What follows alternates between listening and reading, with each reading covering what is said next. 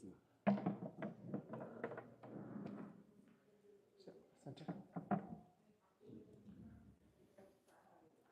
क्या पूछा था आपने?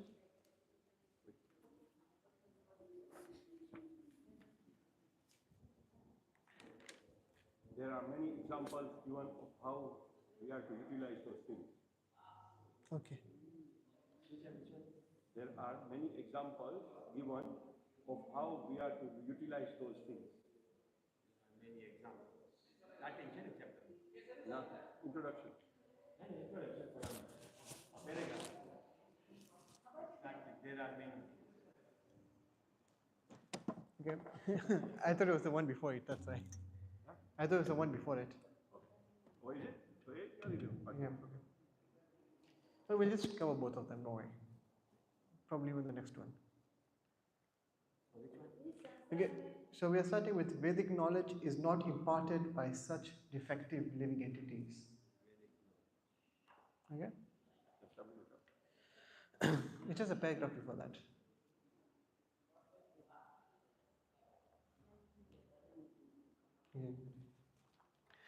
Om Namo Bhagavate Vasudevaya.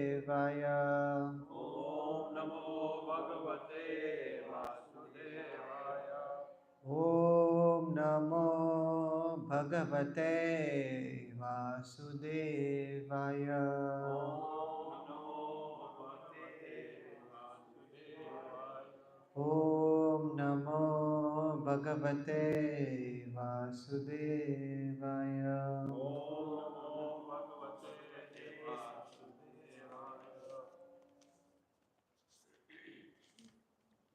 Om Jnanatimirandasya Om Ajnanatimirandasya Jnananjana Shalakaya Jnanajana Shalakaya Chakshurunmilitam Yena Sarvamritam Yena Tasmai Shri Gurave Namaha.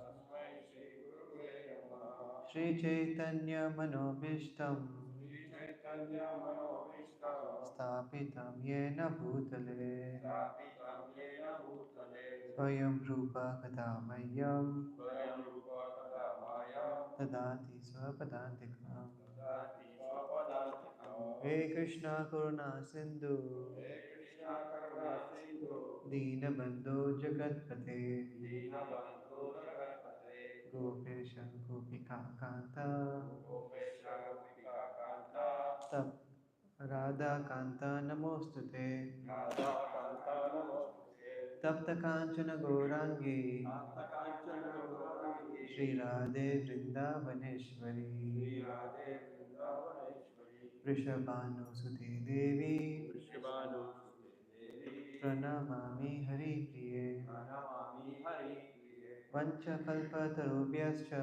Panchakalpatarubhyascha Kripa Sindhubhya Eva Cha Sindhubhya Eva Cha Patitanam Pavanebhyo Patitanam Pavanebhyo Vaishnavebhyo Namo Namaha. Vaishnavebhyo Namo Namaha. Jai Shri Krishna Chaitanya Jai Shri Krishna Chaitanya Prabhu Nityananda Prabhu Nityananda Shri Advaita Gadadhara Shri Advaita Gadadhara Shri Vasadi Gaura Bhakta Vrinda.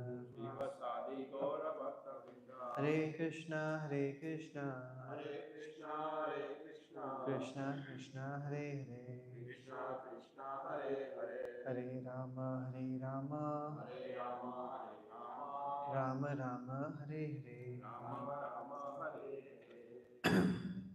Okay, sorry. So we are going to be speaking from Bhagavad Gita introduction. So welcome back, everyone. So we are going to start from the paragraph that says Vedic knowledge is not imparted. Okay. Vedic knowledge is not imparted by such defective living entities. It was imparted upon the heart of Brahma, the first created living being. And Brahma, in his turn, disseminated this knowledge to his sons and disciples as he originally received it from the Lord.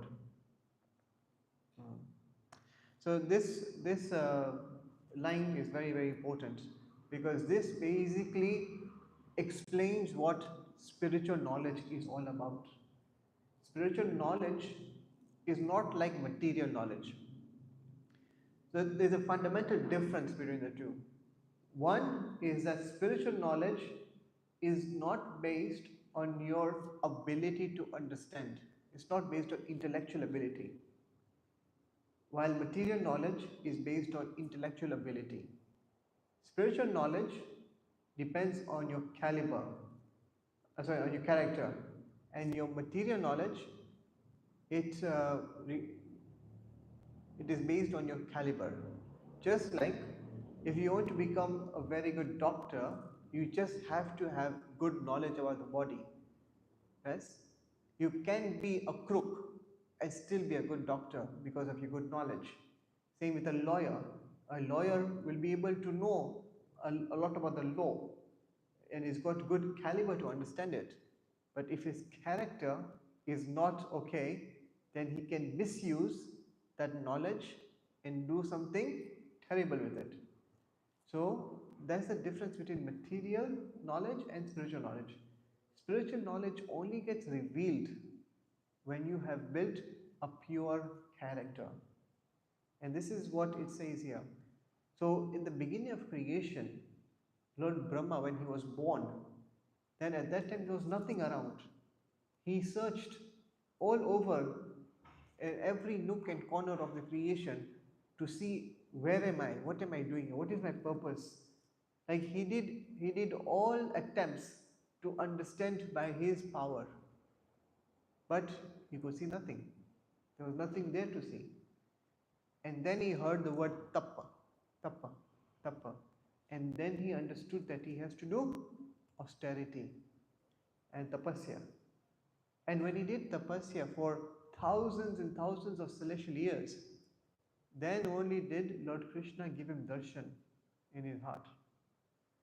And when Lord Krishna was pleased by his austerity, only then did Krishna reveal the knowledge to Lord Brahma in his heart. It is said in the first text of the first chapter of the first canto, right at the beginning of the Bhagavatam. They said, Tene Brahma Adi Kavaye, meaning that this knowledge was revealed in the heart of Brahma after he had done thousands of years of tapasya and become pure, to understand by the mercy of Krishna. Yes? So spiritual knowledge is not possible to understand on your own abilities. It is supposed to be understood through the grace of Krishna and his representatives. So because Brahma had a pure character and he was a devotee of the Lord, that's why this knowledge got revealed to him. Lord Krishna only gave him four shlokas. It comes in the Bhagavatam. It's called the Chatushloki Bhagavat. Just like in the Gita, we have the Chatushloki Gita, we also have the Chatushloki Bhagavat. That Lord Krishna only spoke 4 verses to Brahma. And then Brahmaji basically expanded the entire of those 4 verses and made the entire Vedas. He created the entire Vedas, which was revealed to him by Krishna through his heart. So this is Vedic knowledge. We have been saying in the past few chapters that Vedic knowledge is perfect. It's perfect because it is beyond the limitations of mundane living entities. It is beyond the 4 defects. It is apaurushaya, meaning it is coming from a transcendental source. So it is already perfect. There is no need for research work. So this is how Vedic knowledge disseminates. For it to disseminate, it needs to come through pure character. Then only will it work. Okay. Then we move on. The Lord is Purnam, all perfect, and there is no possibility of his becoming subjected to the laws of material nature. One should therefore be intelligent enough to know that the Lord is the only proprietor of everything in the universe and that he is the original creator, the creator of Brahma. In the 11th chapter, the Lord is addressed as Prapitamaha, because Brahma is addressed as Pitamaha, the grandfather, and he is the creator of the grandfather. So no one should claim to be the proprietor of anything. One should accept only things that are set aside for him by the Lord as his quota for his maintenance. And this is very important, that we try to become controllers and enjoy ourselves. But actually, this is not so. Krishna is the only proprietor, he is the only enjoyer. It's like a king. A king has got, is a control of all the lands in the kingdom. And then citizens in that kingdom are given a parcel of land to look after as their property. But actually, the property belongs to who? It belongs to the king. Yes? And now, what happens if the citizens, they have their own piece of land, and they start to attack other citizens and try to take away their piece of land? What happens? This happens because the citizens think that, oh, there is no king, it's my land. With my power, I can take somebody else's land and I can control it. Because citizens think they can revolt. But then what happens? Does that happen? Of course, they'll face severe consequences by the king if they try to do that. So, even if you try to become the controller and the enjoyers, ultimately we'll be unsuccessful, because we are trying to do everything in this temporary body. But then as the body finishes, by the force of time, even all your attempts have finished. So we should understand that our attempts to being enjoyers and controllers is futile. It doesn't work. Yeah. Now it says in the next paragraph, there are many examples given of how we are to utilize those things which are set aside for us by the Lord. This is also explained in the Bhagavad Gita. Okay? So the Lord has given us many things. Yeah, He has given us our body, He has given us our talents, He has given us our abilities, our skills, and also possessions. Now, what we do with them determines whether we are successful or not. All these things that have been given by God, these are God's gifts to us. But what we do with those gifts is our gift to God. Okay?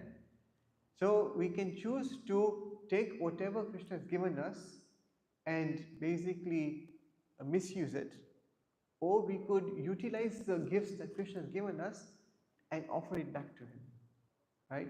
Now imagine there's a parent, say there's a father, and he's given a very nice toy to his son. And the son goes to the father and he just takes it. He doesn't even wait for the father to give it to him with love. No, he just snatches it and then he starts to dismantle it and play with it and break it with no consideration, and then shamelessly comes in front of the father and says, "Give me more." What must go in the father's heart? Of course, the father loves a child, but do you think he'll be really happy with this behavior? No. But on the other hand, what if the father has given the son a few things, and then the son accepts it very graciously, really enjoys with it, and is very grateful to the father for giving him all these things, and then he goes away and he does something with it and he brings it back to the father and tells the father, "This is all yours now." How much would the father be satisfied? How much would the father be happy with that? So this is the situation we find ourselves in. Either we can be like the first kid, or we can be like the second kid. The choice is ours. Yeah, Bhagwan has given us so many gifts. He's given us our body, our talents. He's given us the air, the water, the fire. Everything we need to survive is provided by the Lord. Even our entire life. In the 15th chapter, in 4 verses, Krishna basically tells Arjuna how he is the one that is sustaining your existence from the cosmological level all the way inside the bodily level. He tells Arjuna in 4 verses how he spans the entire existence. So that, and he is the principle behind that, which is why you can exist in the first place. And so, once we understand how Krishna is essential to our existence, then our entire life should be a gift to God. Our entire life should be lived in such a way that at every moment we are feeling grateful to Him. We are feeling like there is nothing that is ours. Everything is Bhagwan's. And so, if everything is Bhagwan, my body, my entire soul, my entire everything is belonging to Him. Now, in Sanskrit, there's a very nice word called Kritagya. Kritagya, if you translate it, it means gratitude. Now, it's a very, very nice word because if you break up the word Kritagya, means Krita and Gya. Gya means to know, and Krita means things that are done. So, Kritagya means to know that what things have been done. Yes, you can only be grateful when you know what good deeds other people have done for you. If you do not know what good deeds people have done for you, how are you even going to begin to be grateful? So this is a very beautiful word. And so once we understand that without Krishna, we would not even exist. So at every moment, at everything can become a pointer, an indicator to remembering Krishna and showing Him our sincere gratitude that without you, nothing would be there. Without you, I would not be able to function or exist. So this is very, very important, that we can utilize all our things which have been set aside by the Lord to glorify the Lord. And that is the purpose of this sentence. So in the beginning, Arjuna decided that he should not fight in the battle of Kurukshetra. This was his own decision. Arjuna told the Lord that it was not possible for him to enjoy the kingdom after killing his own kinsman. This decision was based on the body because he was thinking that the body was himself and that his bodily relations or expansions were his brothers, nephews, brother-in-laws, grandfathers, and so on. Therefore, he wanted to satisfy his bodily demands. Bhagavad Gita was spoken by the Lord just to change this view, and at the end, Arjuna decides to fight under the directions of the Lord when he says, Karishya vachanam tava, I shall act according to your word. So this is very perfectly summarizing what the journey of a person understanding the Bhagavad Gita should be. So here what happens? One, that we understand that we are not the body but we are the soul. This is a fundamental lesson that needs to be thoroughly understood, not intellectually understood, but realized, understood. Right? There's a difference. You can intellectually know something, but to actually realize it is a completely different matter. One is called Gyan, to intellectually know, and the other is called Vigyan, which means to realize it. Okay? So this is what it needs. We need to realize that we are not the body, but we are the soul. Just saying we are the body or just saying we are the soul is not enough. We need to act upon this knowledge. Okay? And what happens if we don't act upon this knowledge? What happens if we don't understand we are the soul? And what if we continue thinking we are the body? Then we get entangled in a web of our own desires, our own unlimited desires that traps us into this material existence. And so the Gita was supposed to help us elevate, and it is elevating those people who are sincere students of the Gita. It elevates the consciousness from the bodily level to the soul level and then finally to the Krishna conscious level. When you realize that we are the soul and then we have inquiries. Okay, I'm the soul. What is my purpose? What am I made for? What do I really need? Whose am I? All these questions then come in this next section, and all these questions are answered perfectly in the Bhagavad Gita. And it says that the highest thing is that we are supposed to be eternal parts and parcels of Krishna, engaged in loving devotional service. Okay? So, as I said, if you do not understand this, if you don't understand that you are the soul and not the body, if you don't understand that you are the soul and not the body, that means that you are believing that you are the body. Then what happens? Then you do this. In this world, men are not meant for quarreling like cats and dogs. Okay? So this is important. What does it? Why does Prabhupada say quarreling like cats and dogs? So, in the animal kingdom, the consciousness of the animal is only on the bodily level. They have no capacity to understand spiritual truths. They have no capacity to understand higher types of reality.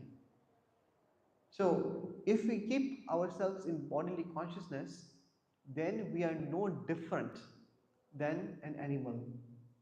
Okay? Because what happens with the animal is that they think that their body is all in all. So they are trying to satisfy their bodily comforts. Right? They make so many plans to satisfy their bodily comforts. And then what happens is, because they think that the body is all in all, and they're trying to secure the body comforts, they are always living in two things: one, fear; two, anxiety. What's the difference? They are fearing that they will lose their current level of happiness, and they are anxious that will it remain the way it is. Okay? There's two different things. Fear is of losing the comfort, and anxiety is, I'm not satisfied here, I want more. We want to gain more and more. So we are always anxious about gaining more, and we are fearful that it doesn't decrease from what we have right now. Okay, this is two things that keep on these are byproducts of bodily consciousness. That there's always fear, and then there's always anxiety. Okay? Then what does Prabhupada say? That man must be intelligent to realize the importance of human life and refuse to act like ordinary animals. Very nice. So what is the speciality of human life? So in the Hitopadesha, the following verse has been given. Ahara nidra bhaya metunam cha. Ahar means food. Nidra, sleep. Bhaya, fear or self-defense. And metunam means sex desire. These four things, samanyam ettat pashubir naranam. Samanya means equal. Equal between who? The pashubir, meaning the animals, and naranam, meaning the humans. These four activities are similar between the animals and the humans. Dharmo hi tesham adhika vishesho. But the special adhika of a human is that they understand dharma. They can inquire into dharma.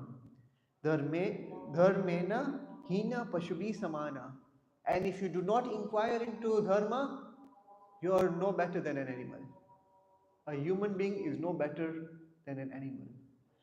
So the only defining difference between animals and humans is that humans have the ability to understand what is dharma.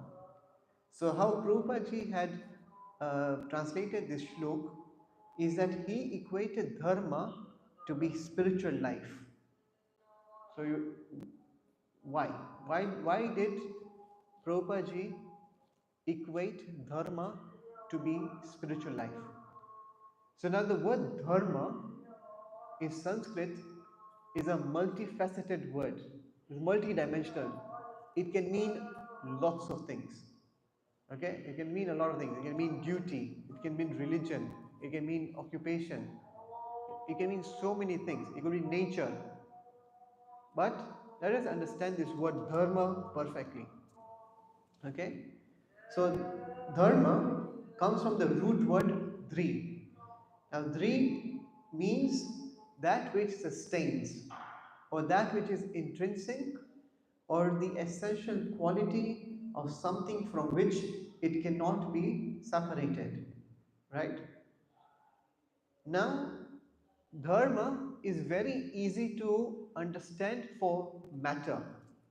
For example, for sugar, dharma is only one thing, and that is to be sweet. If it's not sweet, it cannot be called sugar. For chilies, it is to taste very hot, very spicy. If it doesn't taste spicy, then you reject it. You're like, this thing is not called chili. It doesn't give that taste of spiciness. Then the quality of water is to quench your thirst. You can drink so many different liquids, but none of the liquids will quench your thirst. Only water will quench your thirst. Right? So these are for matter, it's very easy because it's only one thing. But you can, when you move to living entity, now a living entity is spiritual, but in a living entity in the material world is bound by a material body, and not only one, two, the gross body and then the subtle body, and then there is a soul, right? So the concept of dharma for a living entity is not black and white. It's not either this or that, but it is many shades of grey depending on every gradation, right? So in the Vedic literatures, the word Atma can be utilized to describe the soul. It is used to describe the mind, and it is also used to describe the body. So one word describes three levels of reality. Okay? So, as you know, the real understanding of Atma is the soul, meaning it is a spiritual spark and it's a part and parcel of the Lord. When we say Atma as the mind, it is a subtle covering over the spiritual spark. And when we say Atma as body, this is the gross covering over the subtle body and the spiritual spark. Now, because the spiritual spark misidentifies with the coverings, through the false ego, one tries to sustain himself by engaging in different occupations on the gross body and the subtle body levels. Are you understanding this point? That dharma means that which sustains. So when the soul starts to misidentify himself with the body and with the subtle body and with the gross body, now he has different ideas of what the dharma for the body and dharma for the subtle body is supposed to be, right? So we have examples like you do the dharma, there is a body, a shirt and a coat. If you just do the dharma for the coat and the shirt by ironing it and putting it nicely, but don't do anything for the soul, it's pointless. If you have a cage, a bird cage, and you just keep on cleaning and polishing the bird cage, but do not actually feed the bird inside it, then it's pointless. Means you are doing one thing very nice, but then you're not doing the full thing properly. You're not looking after the essential part. Okay, you're not looking after the essential part. So ultimately, we must come to the understanding of ourselves as a spiritual spark and not the coverings. And that is why Vedic knowledge begins at that point of distinction. When it says that Aham Brahmasmi, what it is indicating? It is indicating that I am spirit, I am not the body. And then it says, the Vedic aphorism, it says, Athato Brahma Jignasa, that now one should inquire about spirits. The human form of life is meant for advancing in knowledge of spirit, and this knowledge is the beginning of real happiness. How is it the beginning of real happiness? Because the soul itself is the very source of its happiness. It is said that the soul is Anandamayo Abhyasat. It is full of happiness, but it is stuck where? We know that the soul's qualities are what? Sat Chit Ananda. It is eternal. It is full of consciousness and knowledge. And it is eternally blissful. And it is stuck where? In a body which is asat, means it's temporary. It is achit, it's not conscious, and is full of ignorance. And that there is no ananda but nirananda. There is only suffering here. So when we start to identify with the body, we are never going to understand what is true happiness until we rise above material consciousness and place ourselves at spiritual consciousness. Okay? And because the soul is by nature always happy, it is always looking to become happy in this world. There is nobody in this world who is looking for suffering. There is no one like this. Everyone is doing whatever they are doing because they are all searching for happiness. So some people are trying to get that happiness by gratifying the physical senses. Some are trying to gratify the mind by listening to poems, artists like paintings, and and anything that activates the mind. So trying to gratify the mind that way. Then another part of the subtle body is intelligence. They're trying to gratify the intelligence through philosophy, through some intellectual pursuit, or they're trying to satisfy the ego by trying to increase their level of ownership and control. So everyone is trying to become more and more happy, but they're only trying to do this by gratifying the outer coverings and not the actual fact, not the actual soul. So when you try to act with on the platform of spiritual knowledge that you are the soul, only then will you be able to be truly happy, to be permanently happy. Okay? So the soul can only be happy when living according to the supreme dharma, right? So all this that I've said, that the body is temporary.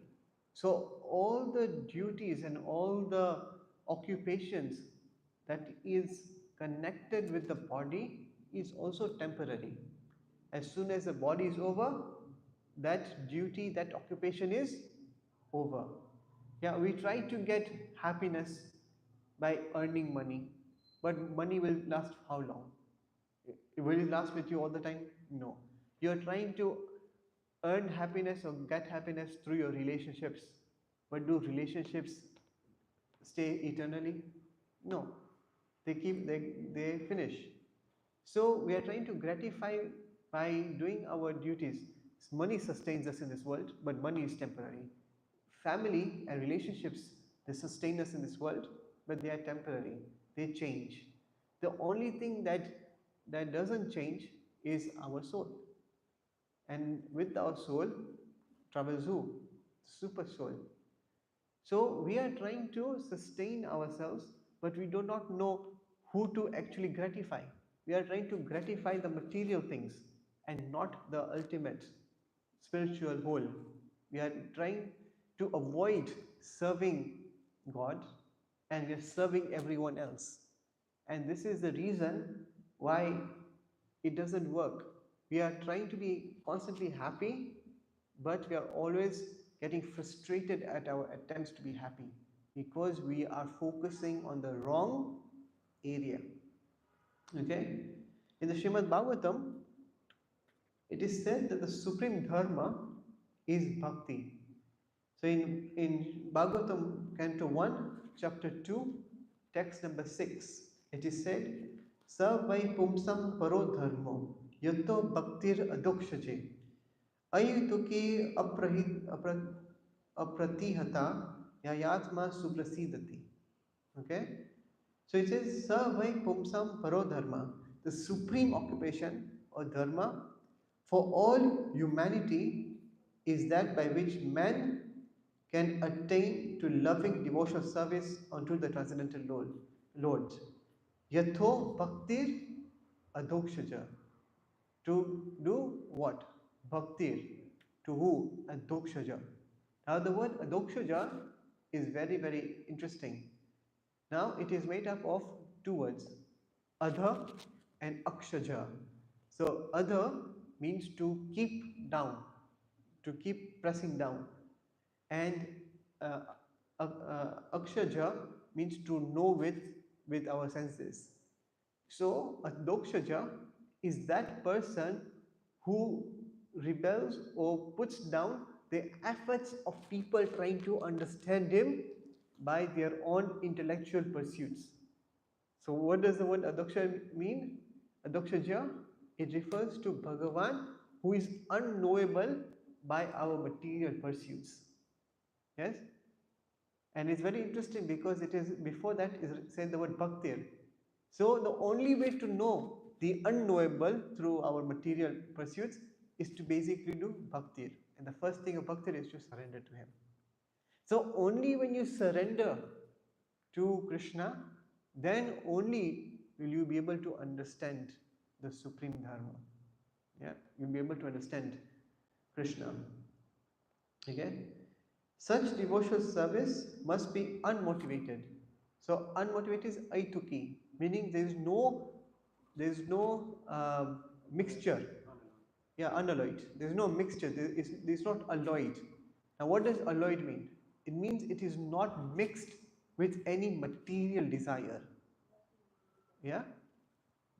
We should not have like a business transaction with God. Like, oh God, I only love you because you do this for me. That is alloyed. It is mixed with some material motive. No, it has to be aituki. It has to be pure. It has to be unmotivated. That I only love you because you're doing something for me. Like what happens in this world? A man says, I love you to the girl, but what is he really trying to say? I just love your skin. And then the girl says, I love you to the man, and what is she trying to say? I am only in love with your pockets. As long as your pockets are heavy, I'm in love with you. And the man is saying, as long as your skin is beautiful, I love you. That is not love. That is lust. That is lust. That is not love. Love is very selfless. It is unconditional. Yes? Prabhupada said that the closest relationship and the closest example of unconditional love in this world is that between mother and child, especially a newborn. Because the newborn is completely dependent on the mother, and so the mother is prepared to go to any extreme to provide and protect and love the baby. She is not looking for anything in return. Yes? This is the closest example of what is unconditional love. Okay? So we understand that we can only really understand our supreme dharma, our essential dharma, because we are by nature devotees. If you're not devotees of Bhagwan, we are devotees of our family, we are devotees of our nation, we are devotees of our community. But we are devotees, we serve. There is no one person who doesn't serve anyone. Even if there's no one to serve, that person will adopt a pet. Will have a dog or a cat and will serve the pet. So what I'm trying to say is that without service, no one functions in this world. Whether you are a Hindu, whether you're Muslim, whether you're a Christian, whether you're a Jew, or whether you're any other follow of any religion, it doesn't matter which religion you follow, but you are all doing the same thing, and that is you're all serving and you're all serving other people. So the whole point is that we have to turn the service to God, because when we turn our service to God, naturally we will serve everyone. Okay? There's a very nice story in this regard, that there was once uh, a boy and a girl. They are belonging to two different castes, like two different religions. And the girl was so in love with the boy. And the boy came from a poor family, and the girl came from a very rich family. And the boy had a very sick mother, no father, and a disabled sister, younger sister. And so this boy, although he loved this girl, he said that we cannot get married because I cannot subject you to this reality that I have to live with. Like, because I am the only breadwinner, I am very, very poor. I'll not be able to look after you. I have to look after my old mother and her hospital bills. I have to look after my disabled younger sister. So I cannot put this burden on you. And you know what the girl said? That whatever is your burden is my burden. Yeah? So I have loved you, so I also love everything and everyone that is dear to you. And this is what our love should be to God. When we say to God that I love you, that automatically means that we should love everything that is God's and everyone whose is God, who belongs to God. And that is everyone. Everyone is a part and parcel of God. This entire world is His property. So when we say that we love God, it also means that we love every single person in this world, not even person, every single living entity. And we also love every single thing that is created by the Lord, that belongs to the Lord. जय श्री रुक्मिदार की देश की जय, श्री सीताराम लक्ष्मण हनुमान की जय, श्री गौरीताय की जय. So this is another example to put this in light. Is like, say there's a prism and there's white light. When white light hits the prism or the diamond, it naturally spreads the spectrum everywhere in all directions. So this is how it is. When you love God, when you truly love God, it gets reflected to each and every corner of your existence. To everyone you meet, to everything and every encounter, it will show that you truly love them, because you cannot see anything apart or not connected to Krishna. Everything is connected to Krishna. So when we say that you have to love God, it does not mean that you're not going to love anyone else. No, it just means that now your capacity to love other people has gone exponentially high, because you see everything being related to Bhagavan. And this is the supreme vision that we have to develop. Okay? And when we get to this vision, we will be able to say, like Arjuna said, Karishya Vachanam Tava, that I will be able to surrender fully to whatever you say and do according to what you say, because you sees everything as connected to Krishna. Okay?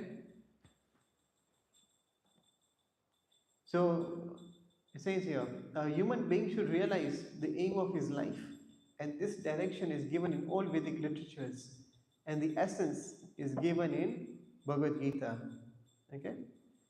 So, what is the essence of the Gita? The essence of the Gita is in 1866. Sarva dharman parityaja mam ekam sharanam braja aham tvam sarva papepyo mokshashyami ma suchaha. That throughout the Gita starts with Arjuna asking in 2.7 that I don't know what is the right thing to do. I don't know what is my dharma.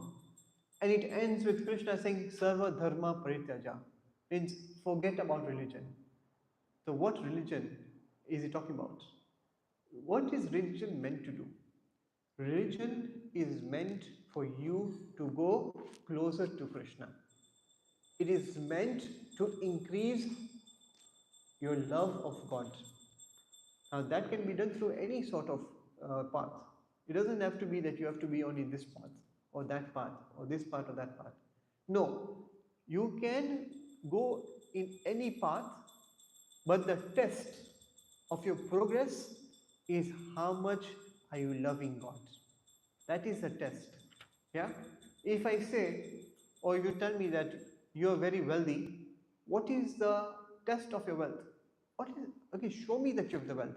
Show me that you've got X amount of money in your bank account. Yeah. If you're saying that, oh, I'm a billionaire, at least show me that you're a millionaire. Show me something that tells me that you're a millionaire. That is proof that what you say that I'm a billionaire makes it a bit more credible. So when you say that I am a religious person, what is the proof of that? The proof of being a religious person is that you have increasing love of God. Okay? That is a proof. So when Krishna says in the Gita that the highest dharma is that you give up all other dharma and do what? You surrender to me.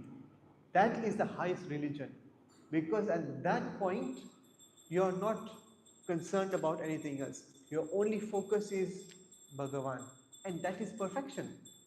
So any other religion is supposed to get you to this point. Yes, and once you've got to this point, this religion is pointless. Yeah? If you are in year 8 and you're studying mathematics, you don't need your year 1 mathematics books because you've passed that level. You have transcended that level. Yeah? So that books are of no use to you because you've already realized it and you've moved past it. Your 1 textbooks are important for people who are in that classroom or below that classroom. But once you have crossed that classroom, then those books are not that important anymore because you've already understood the subject matter really well.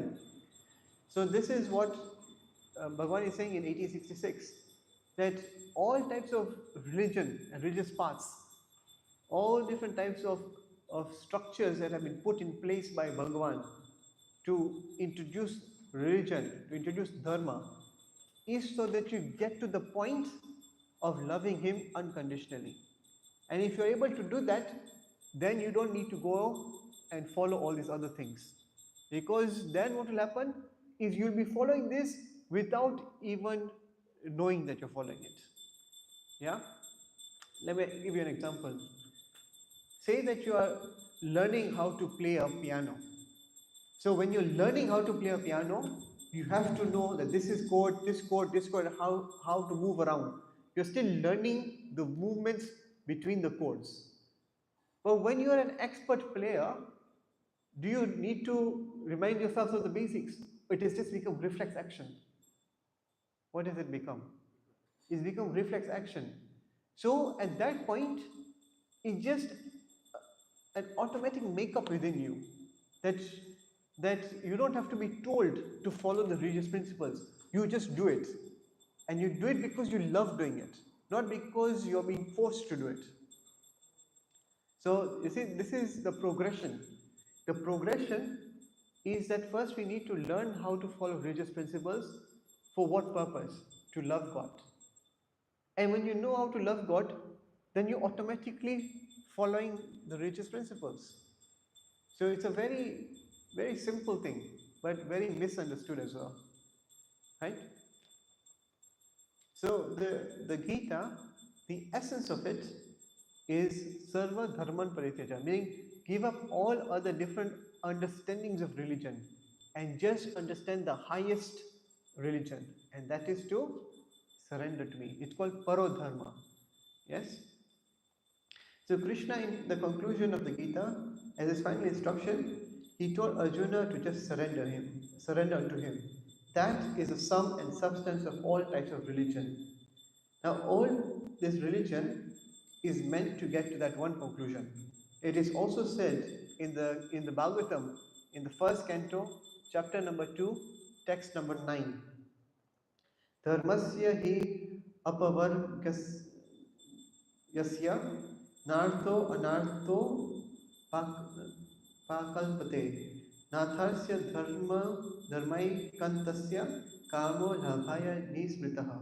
All occupational engagements are certainly meant for ultimate liberation.